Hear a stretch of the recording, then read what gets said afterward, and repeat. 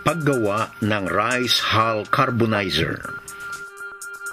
Kailangan ang sumusunod na mga materyales: basyo ng drum ng mantika, panghinang, GI pipe na may 3 pulgadang diametro, at 4 na pirasong bakal na 1 talampakan ang haba na may 8 mm diametro. Ihanda ang chamber. Butasan ang gilid ng basyo ng drum ng mantika.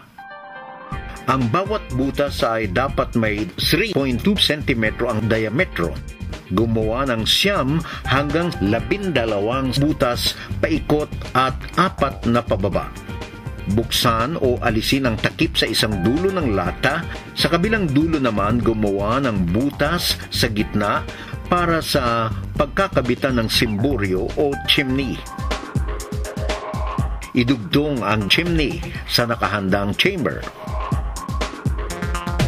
Upang higit na matatag at magamit ng husto ang carbonizer, ihinang ang 4 na bakal sa simboryo at chamber.